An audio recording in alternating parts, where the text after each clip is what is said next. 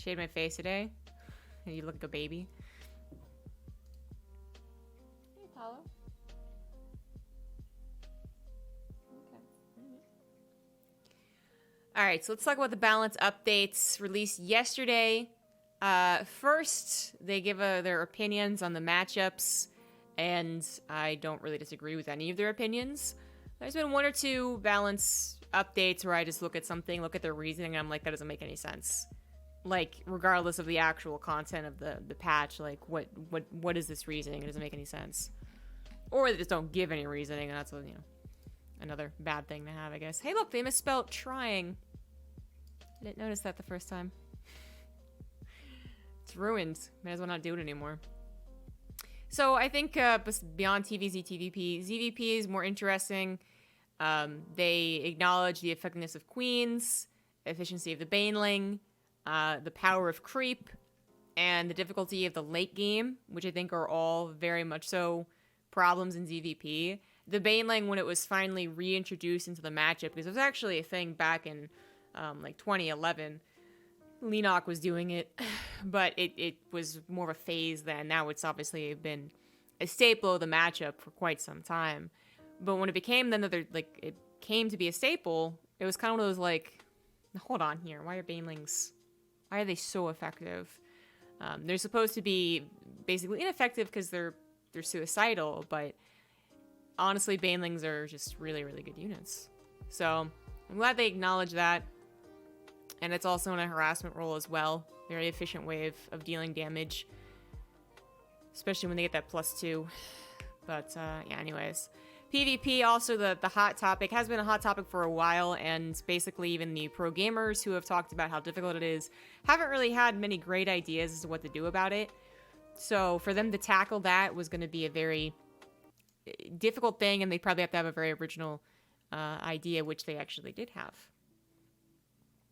So I'll answer questions after I go over this in general. And then I'll give my opinions, and then I'll answer some questions. Alright, so Drilling Claws no longer grants Widowmine's invisibility. The existence of an armory does. So they're basically getting rid of Drilling Claws, which at first I was confused. Are they like, grant them invisibility, but they don't burrow fast? But I think that's what it is. That they're actually just getting rid of Drilling Claws. The red laser attachment for Widowmines will now communicate the existence of an armory instead of the existence of a Drilling Claws upgrade. Because the Drilling Claws upgrade did do two things. Grant invisibility and burrow fast.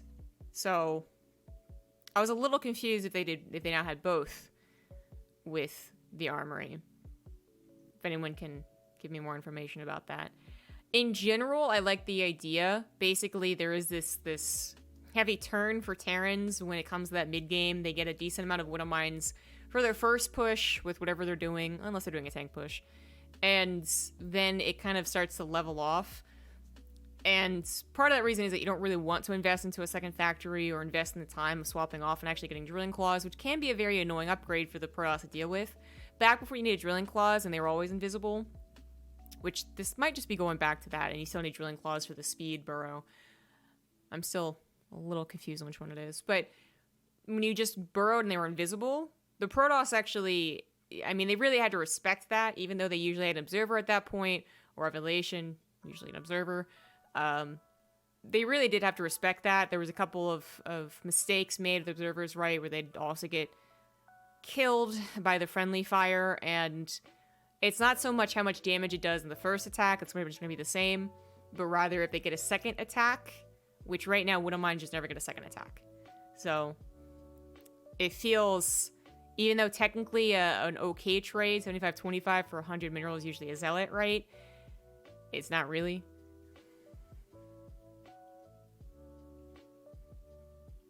Okay, yeah. So now they're just invisible, but they still need the Drilling Claws to get the speed. And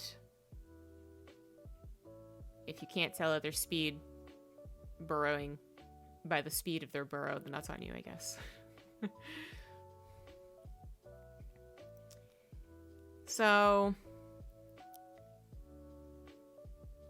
I like the idea to attaching it to the armory. something that you're going to get kind of alongside that whole, like, transition into the next stage of TVP. I don't think it'll really impact the early game, because that was one of the things that was a problem, was that you would always force the Protoss to go into a robo. And that probably is what Protoss players are worried about now, but I haven't heard too many complaints about this one. I think it's fine. Speed burrow would still be a great benefit, but just the allowance of a... Let's talk about, like, the allowing the Widowmine to get a second shot is always nice. That potential that they got a second shot. If they don't have the Observer, that is, with their army, and then also, like, defensively, they would send, like, one Zealot in or two Lings in or whatever, and then they would get the Widowmine to pop if you did have one back there to help, and then that would just be gone. And now it's very, very possible that you'd have one Widowmine defending a third base or a fourth base, and it actually would just stay there as a defense. More like a cannon or a spine crawler. So, I like it. And to help ease transition to 2-2 infantry upgrades, I'm actually kind of confused on that one, just because you don't really see any drilling claws in TVP. It's not like we're making a pit stop at that before 2-2. But if the idea is in general to give Protoss another thing to think about and give Terrans more flexibility just because they have a somewhat more powerful army, like slightly more powerful, then, you know, that's good too. The big ones are more in the Zerg. Initially, we had a lot of people saying this was like a good idea. This seemed fine. A couple of the non-pros were saying as a Zerg, this is okay. And then we finally had a lot of the Zergs who were professionals come out and say less than ideal things about the patch. Some being very dramatic, like they're fainting on a couch after hearing something dramatic.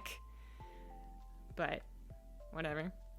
I think I like all of them, and what's more important perhaps is that I agree with the way that they're explaining things. So the Queen anti-air weapon range is reduced. So this was actually an increase made back in the beginning of Legacy of the Void. Liberators were literally, when they were first released, guys, no one knew how to deal with them. Like the Ravagers weren't really being played around as much as a unit in general. A couple all-ins versus Protoss basically on some of the stupider maps, and people didn't, you know, bother putting the what's it called, like the toggle where it helps you attack air units. They weren't really bothering to do that so much, and then everyone learned that that's a good idea. Everyone learned to build spore crawlers as well, because something you had to do versus Terran early on unless there was Banshees. And then Banshees, you know, would be zoned out just by the idea that a spore was there, where Liberators not necessarily, if you put him in the right position. So initially they were a bother, and then maps also did not immediately shift to dealing with Liberators as well, because the more room, the less room available between the minerals and the back of your actual base, the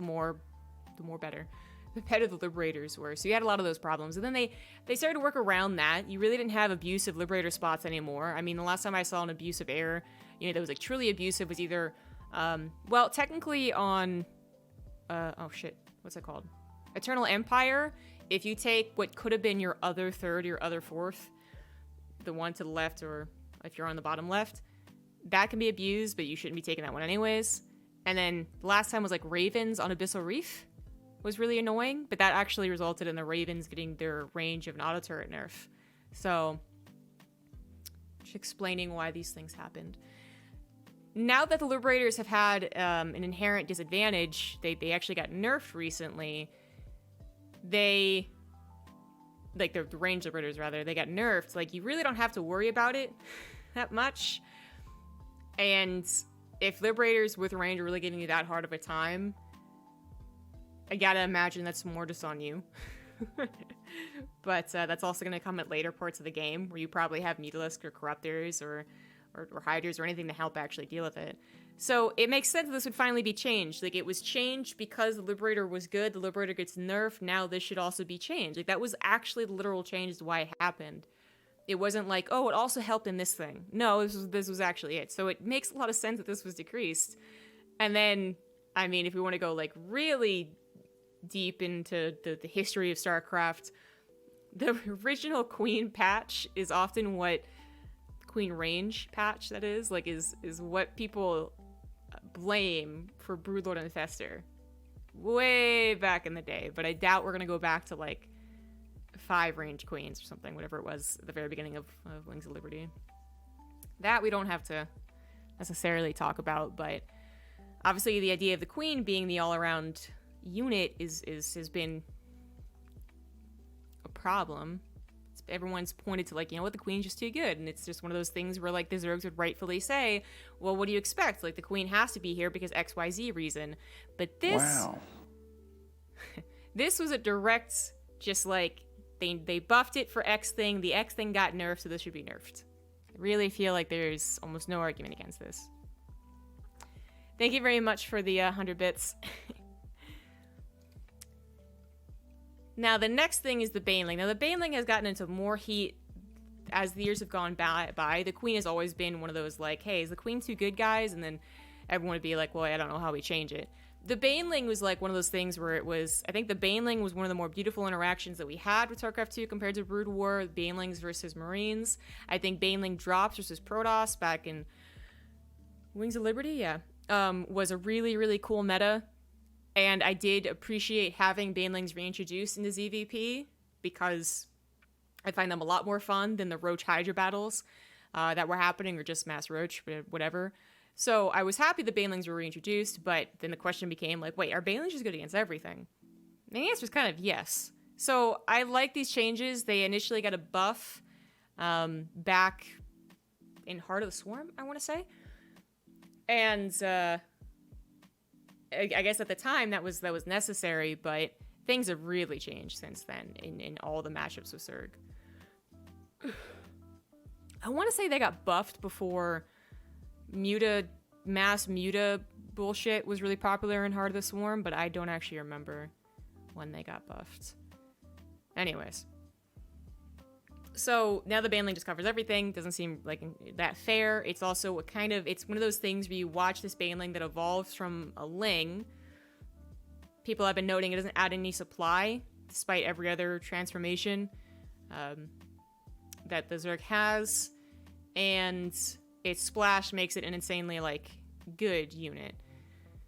And then you watch it and you're like, well, at least it's vulnerable, right? And it's not even vulnerable. It's not a light unit. You actually will survive a storm if you just keep rolling. And Protoss players have been struggling to even include storms into their army.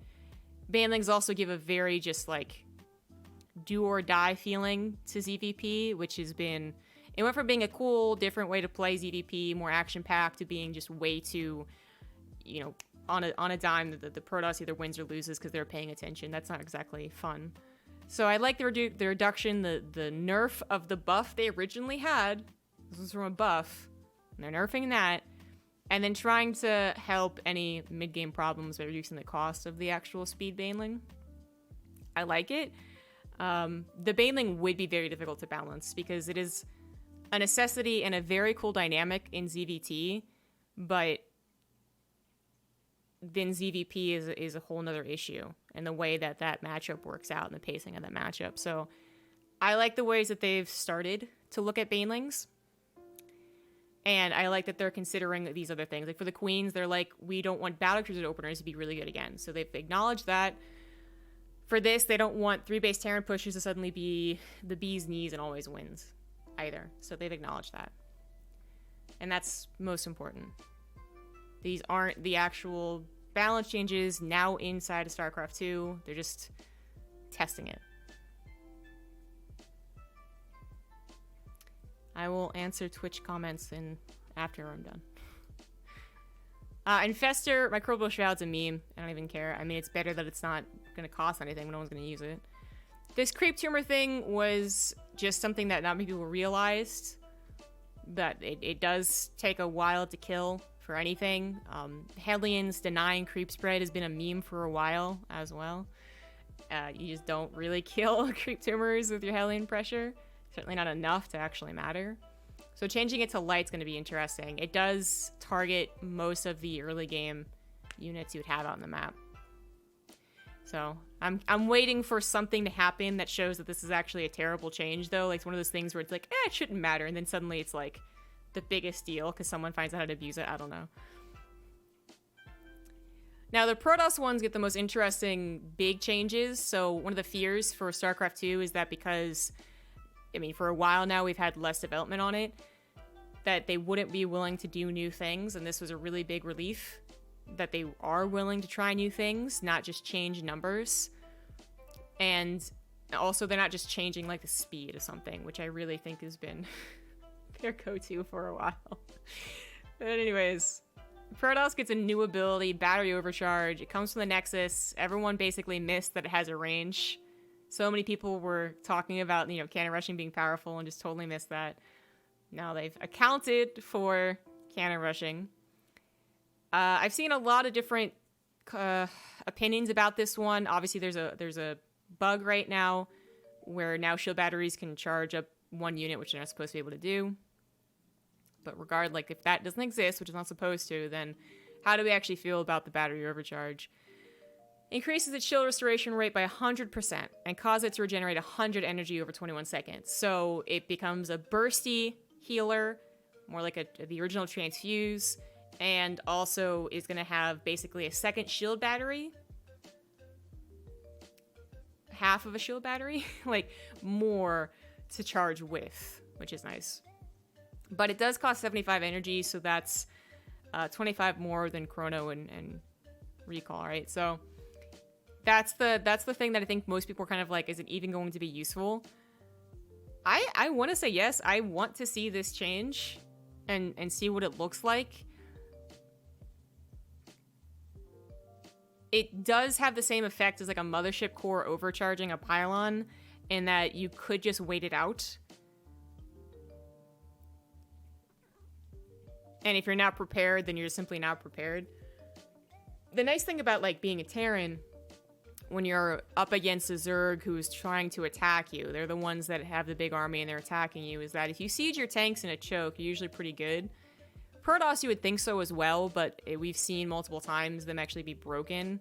I always felt like Protoss had a bit more difficult of a time, even though it's usually Protoss known for turtling. It's really changed in the last expansion. It changes the whole race with Legacy of the Void. So, I mean, I prefer it being something you have to do and not just, like, brain dead. You know, they do it automatically or something like that. But they could just run away from it, which is one of the problems. But this wasn't just this wasn't even for PvZ, even though we're just talking about PvZ. This is for PvP. And the reasoning behind it, again, I like their explanation, that they've actually tried this, that they have a direct, like, example of what this would help, and not just in a really absurd situation that you would see in, like, a StarCraft 2 training manual. If 5 meters are up against 6 Marines, like, no, this is, like, legitimate. 4 Stalker, 1 Immortal off a proxy robotics bay, which, robotics facility, whatever, which happens all the time. So now it would take 7 volleys. Stored by an overcharge, so I have over 7 volleys from this typical poke instead of 2. So that makes it a lot more durable. And because it's attached to the Nexus, it's going to reward someone for actually expanding to that natural. I like the idea. Of course, in actual play, this might not work out as well as they're hoping. It'd be interesting to see what happens when it comes to comparing it to how often you can chrono boost. But I think it's a cool thing to try out. They make sure to note that it's not something overpowered, which I didn't think it was when I first read it anyways, but they make sure to note it, that you can still burst it down as good as it might look initially. Received. Apparently you are doing something right. Thank you, Fox Or, for the 13 months. They discuss the Pylon Overcharge, the similarities between it, but you can't do it with a cannon rush, which Pylon Overcharge you absolutely could. And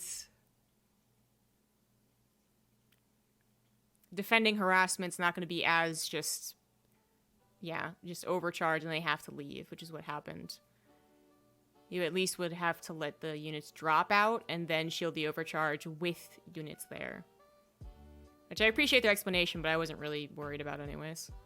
My comparison with the Mothership Overcharge is that you could run away from it. But in the game of PvP, like, if they have to run away from it for 10 seconds, that's actually another warp in, which is a really big deal.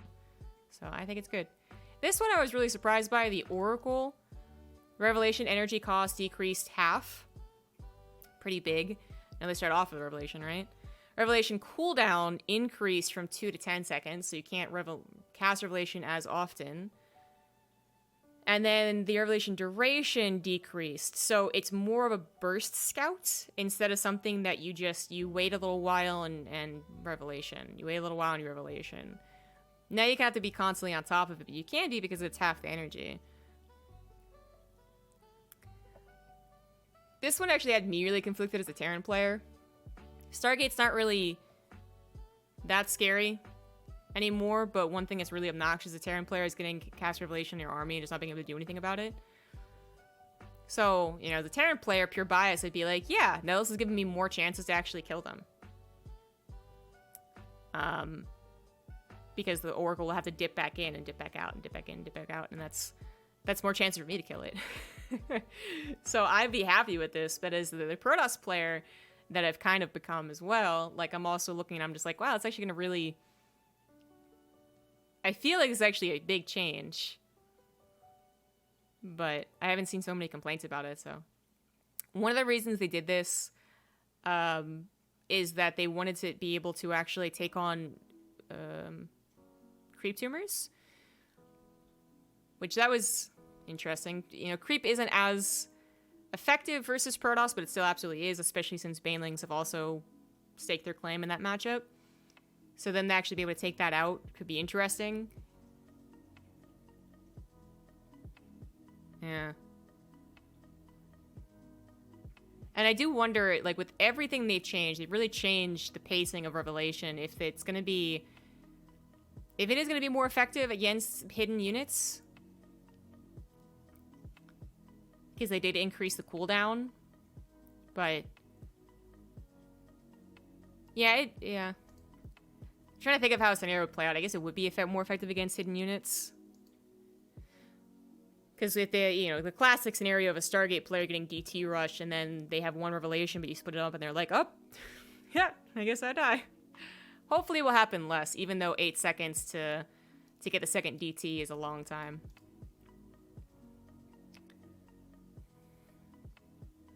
Yeah, I think it's big. And then feedback range increased from 9 to 10. This one I'm actually really concerned won't even matter. I think most Protosses are really appreciative of it, but I also feel like it's like, you know, if you're drowning in the ocean and someone throws you, styrofoam or whatever, something that floats, piece of wood, and you're just like, thanks. But then they just look at you. And you're like, anything more? And they're like, nope. Like, it's thank you, but also maybe more. But I understand how difficult it is for the balance team to balance this interaction, because before, when feedback was more powerful, not its range, but it was more powerful, they reduced how much damage it did to the actual unit when it EMP'd, when it fed back the energy. Before that change, the Zerg players were they were like, oh, we don't even make Vipers anymore because they're just gonna die. And that was weird. We don't really want that to happen, but then they swapped it so that the feedback almost feels like nothing, really. As a Terran player, feedback was never really our concern, but still, you know, like, sometimes I'd be afraid a Raven would instantly get bopped, and I'd prefer it not to get instantly bopped. It still does because I suck, but it's also now if they do it, I'm just like, oh, my energy. Oh, well, okay, run away, Raven. Like, I don't actually care. And I feel like it's the same thing for Zerg. Like, it's the idea that it just takes away the energy, and then, you know, you can go back and regain its health, but since they can make a decent amount of Vipers and you can't really feasibly feedback everything, I mean, now can you feasibly feedback everything because you have one more range? Maybe. It is an important one range, because the duct range is 9. so it's no longer the same. So it will provide more opportunity to buffer your army as you move across the map and hope you don't get surrounded. But I don't know if it'll be enough. And then they talk about if it could have affected TVP. Feedback versus Ghosts was a much more interesting dynamic, I think, years ago. I feel like it hasn't been that interesting lately. And then, yeah, we have enhanced shockwaves, which was the biggest gift I think Blizzard ever gave Terran players. So if feedback range gets increased, we'll live with that. I'm not sure it's enough for ZVP. But there we go. I really like the approach they had to it. I am a caster and a noob, so my opinions is actually how it's going to affect the pro games is not that important, if it's correct or not. I've seen some players, as I said, be very dramatic about it. Scarlet was on Team Liquid, saying that now it's time to become a streamer. I assume it's because she thinks the Zerg got over-nerfed. Got Raynor being dramatic on Twitter as well. And then a lot of the Protoss and Terrans being like, yeah, okay, all right, cool. So I like it. I'm hoping we get to see something change for all the matchups where it was getting a little, what's the word? Predictable. There we go. So good job, Blizzard. That's what I'm saying. So, on to the questions that you all were asking. What do you think about... Hold on now. First, it was a Gallant Knight. How much do you think that range nerf on Queens will change the effectiveness of Queens fighting against an Oracle or a Liberator? Well, that's exactly why they did it. It's because the Liberator with range is no longer as powerful. You deal with Liberators, regular Liberators, early Liberators with a Spore Crawler anyways. So I don't think it's going to be that big of a difference. Queens obviously are usually they help kill it, but it's not usually why you're not taking damage from a Liberator or taking damage from a Liberator. Defending against Oracles, also something I'm really worried about. The Oracles have to be in a certain range anyways to actually do damage to what they want to do, so drones. And Queen should be around the drones, regardless if their range is 15 or 2.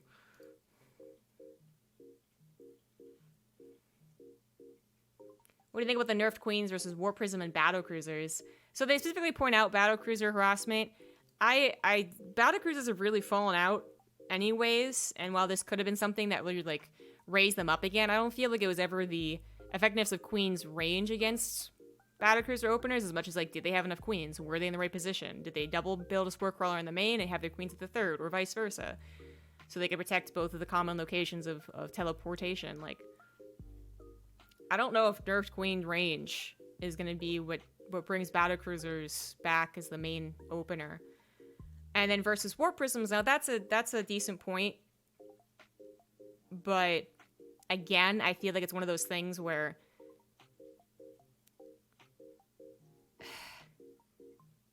how to say, like, maybe it is the thing that is the difference of them holding pushes, because the Queen barely gets in range to snipe the Warp Prism.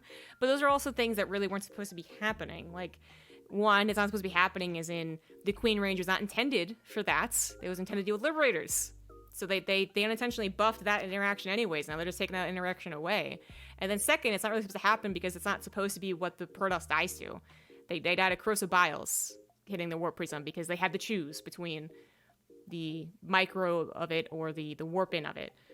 They had to make sure they weren't surrounded and the Queens actually got in range. Like, that should all be something that still happens. Even if the Queens are a little less effective, the Protoss shouldn't be allowing that to happen anyways. I don't know, the whole patch is gonna be a giant Terran buff.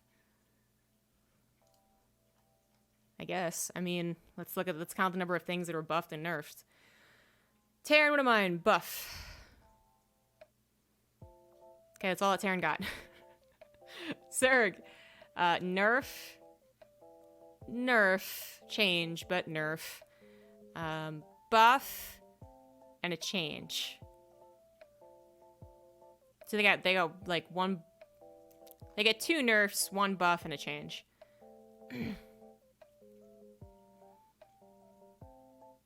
Protoss, buff. Battery overcharge stays a buff. Oracle, a change, a buff. I don't know. And High Templar is a buff. But in their interactions to all the Terran things, Baneling, buff to Terran.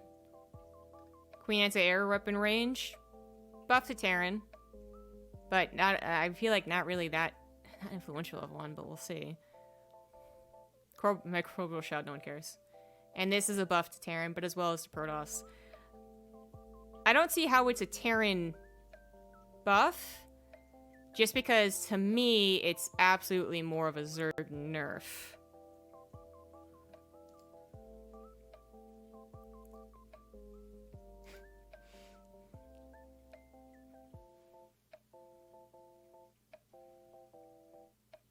Makes a difference in ZVP because there's still no real way to kill them any faster, unlike TVP when Marine Marauders can kill them faster. I mean, 5 health could be very beneficial, but it does not change the amount of ticks of a storm it takes to kill them.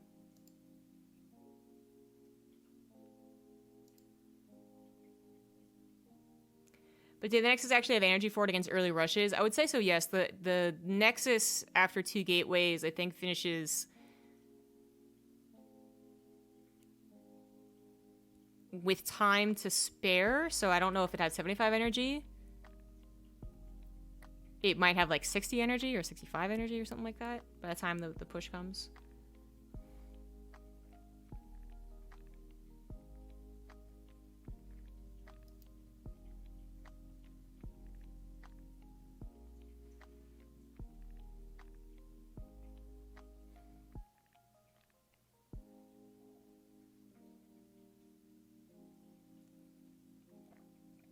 Barely touches the PvZ matchup while being really powerful in TvZ. Well, the feedback thing is a direct response to EVP. It is a late game response, which we're having trouble getting there anyways. But Protoss players have said that one of the reasons that they do not go to late game is that the late game is impossible. So we'll see how that works around that idea.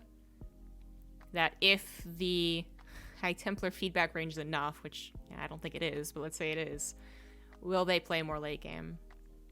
And not be put in more vulnerable positions where they're out in the middle of the map to be surrounded by a bunch of banelings.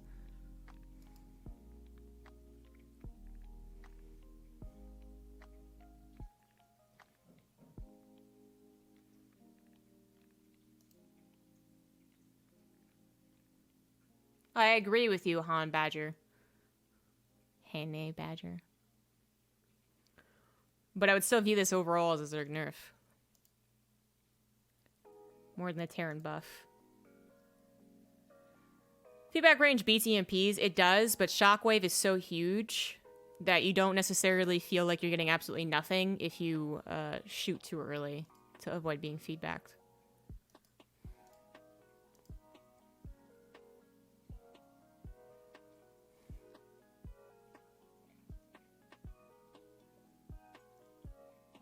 I thought it did.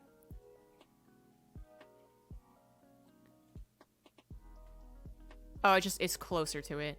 It doesn't beat it, but it's closer to it. That's what they meant. Unless I didn't think that it did, but then I read this and I was like, oh, I guess it does. But no, it doesn't.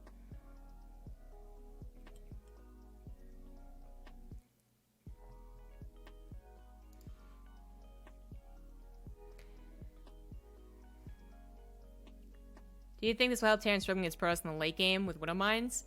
No, actually. I don't think Widow Mines are really a late game unit, and not because they're not good, but because, well, a little bit, I guess they're not good. Drilling Claws is a really expensive thing to get, even into the late game. You'd much rather have, like, Liberators and Vikings on the way, and more upgrades. Also, there's really difficult to use. The longer the game goes, and the more things you're adding into your army. I think both armies are difficult to control. Okay, for anyone accusing me of being a Terran lover and Protoss hater. But late game armies still go, I think they're still more difficult for Terran, including, especially if you include Widow Mines having to burrow. I do think that it would help a lot in the mid-game, though.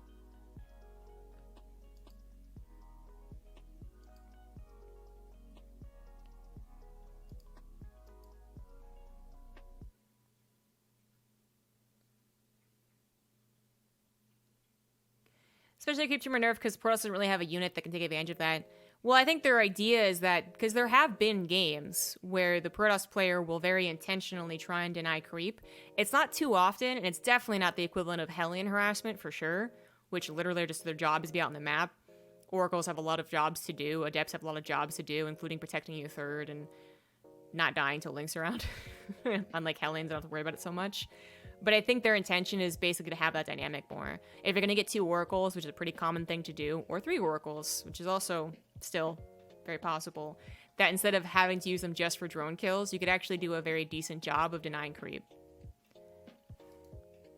I think they're actually hoping it's not something that helps a situation that is already here, it's something that will make a new situation.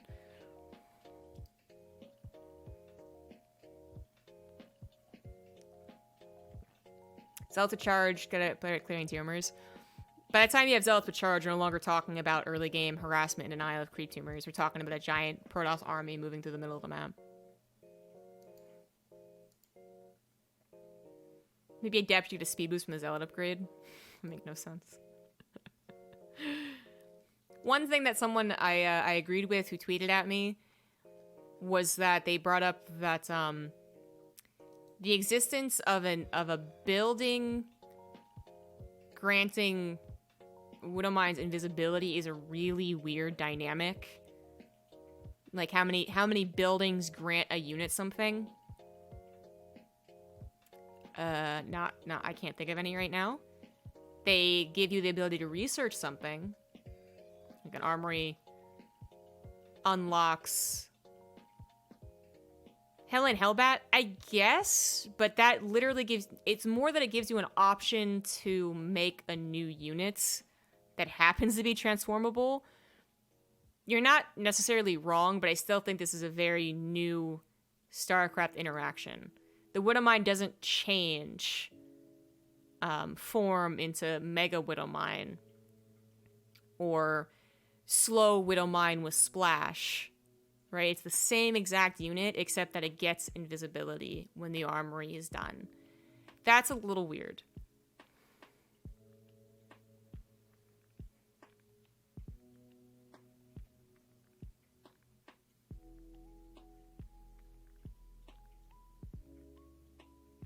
I mean, Honey Badger, I think that Protoss also have trouble with the speed boost of creep. For Banelings. But, I mean, you just described to me in interactions. I don't know what your point was. By giving Protoss a new way of taking out creep tumors, they might also be giving them a new way to take away free vision.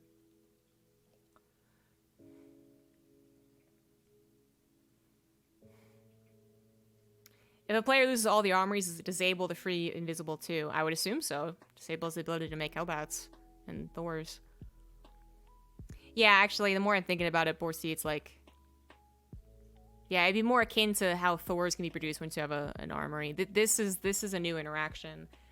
And it's not the most important thing in the world, because unless they start adding in hero units, you know, something really drastically different than what StarCraft is used to, I'm not opposed to new dynamics, but one of the things that StarCraft has actually, like, talked about and tried to have a philosophy on is that everything in the world makes a sense to the world that it's in, basically, right? Like, if you can get the idea that Marines get upgrades, but they don't get to pick up a gun that gives them a flamethrower, then you can understand more about StarCraft. Whereas if you try to play co-op and explain all the dynamics of co-op, you wouldn't be able to do it. There's too many random ass things in co-op. So when they add new dynamics like this, it's always like, is that in the spirit of StarCraft? But I don't mind it. But when Drilling Claws is already researched, then would they lose invisibility? They would still lose invisibility if the armory died, is how I would read that. Drilling Claws no longer grants Wood of Mines invisibility. That's what it says.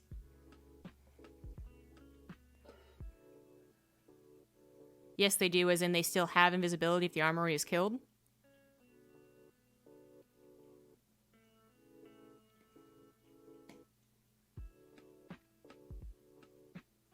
They lose invisibility when the armory is killed, despite having Drilling Claws. Okay, yeah, that's how I would read it.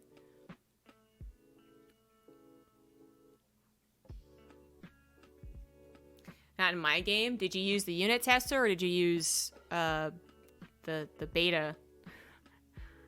The actual test patch?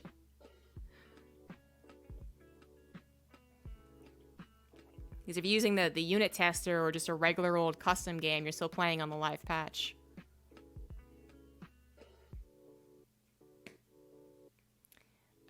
Sure. I mean, I would. It's apparently BCQD, no doubt, has already had a YouTube upload about this.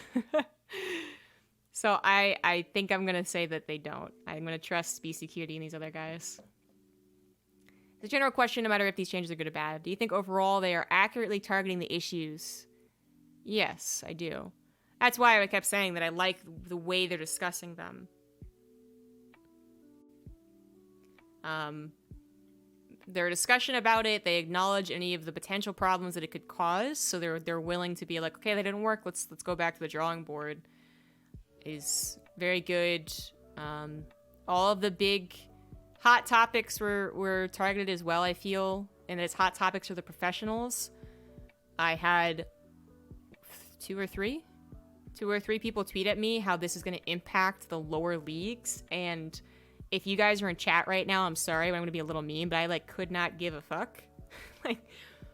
It was weird because it was the first time that I've tweeted about the balance changes, made YouTube videos, whatever, and someone was like, but what about the lower league? And I was like, and it just, that never happened before, but for some reason this one did, and I was like, what? I don't think it matters.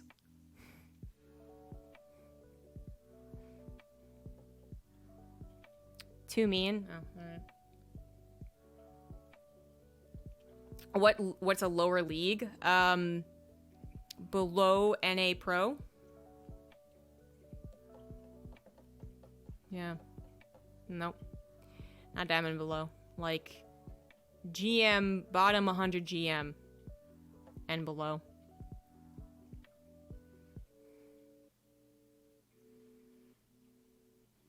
You guys now go armory sniping? Maybe. It would help. I mean, this existence is definitely more of a TVP thing, but it's also going to impact TVZ.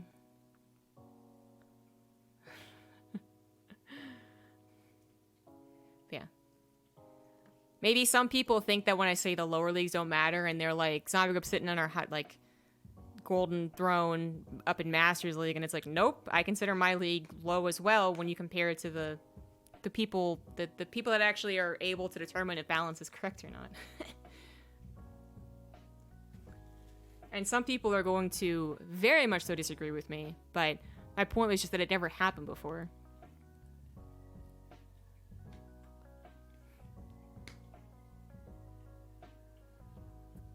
So having detection in Widow Mines or not, yeah, but I can see what they're saying, that it will get more annoying for lower leagues, and that's fine if they're just lamenting. If they're just like, oh, it's going to be so much more difficult in my league. Oh, understandable, totally, right? If they added another hotkey necessity for Terran, I'd be like, okay, I can't do this, fuck. But if they're going to come at me and be like, yeah, but this impacts the lower league, so I wish we could take another look at it in a way that doesn't impact the lower leagues, and oh, no. Nope, don't think that matters.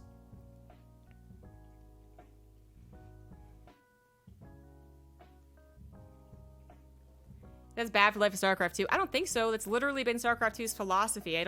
Maybe at some point they've asked us at a summit, hey, should we be changing, appealing more to the lower leagues? I don't remember them ever asking that, but I think the universal answer was no, you shouldn't.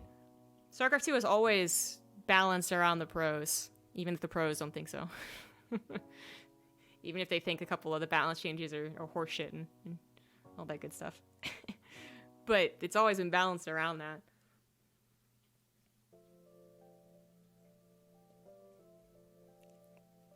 Yeah, exactly, WikiLeaks. The best example I could think of, and the one I used on the guy who tweeted at me, was if we balanced towards the lower leagues at all, Storm would be significantly nerfed. To a point where pros wouldn't even use Storm.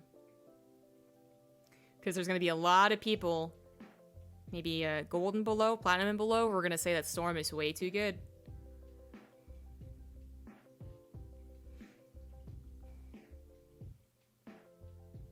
They said some changes in Wings Liberty were based around lower leagues. Have they? I recall them having discussions where they'd be like, we're going to change this. We also think that it will help people in the lower leagues understand what's going on. Like, I remember sentences like that. Like, which one was it? I think they might have said it about Heart of the Swarm the first time they gave... Or maybe it was about... I think it was about the Widowmine. And they gave it... They took away the invisibility. Yeah, which not have been that long ago. And I remember reading something from them that was like, this will also help lower league players who currently struggle against invisible units or something like that. But that wasn't why they did it. How often were Terrans researching Drilling Claws? Almost never. It's like a cheese.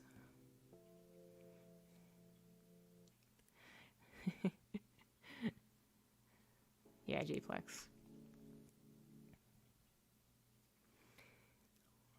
Quality of life buffs? Yeah, I'll say quality of life buffs are actually more so towards the general StarCraft 2 player base. Yeah. But even that can be just looked at through the lens of how difficult it was for the pros.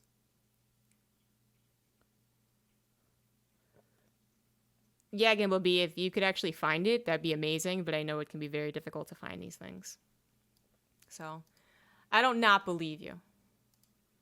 But I'm just wondering if the way they phrased it's different than what you remember.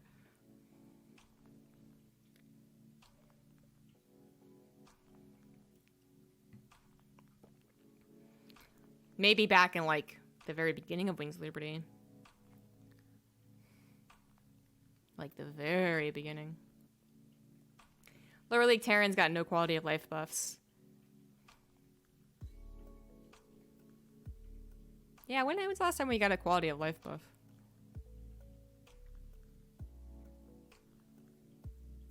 I don't know.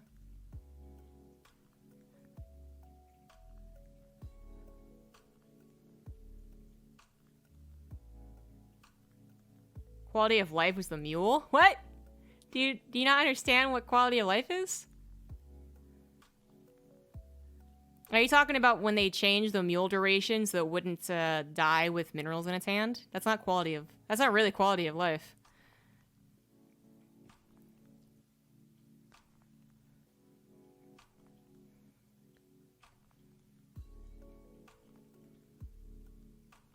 I mean, I guess it is, but not to what we were talking about.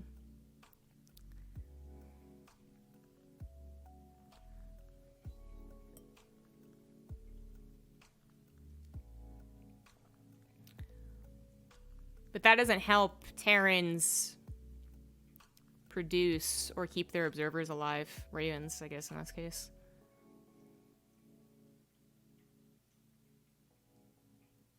When he couldn't drop mules from 30 range, did they?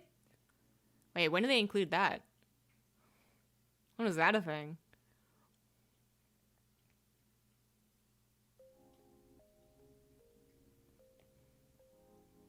It'd be more... The quality of life change that Borsi is more so asking for, because the Warp Gate thing was bigger than people gave it credit for, I think. Like, I know people... Terrans balance whiners, but it's, you know, it's wine and cheese club. So, you know, for YouTube purposes, guys, just gonna say that that's the end of my balance patch discussion. And, now I can go on to the balance discussion. Bring out the old Terran, it's design, not balance, that I have an issue with.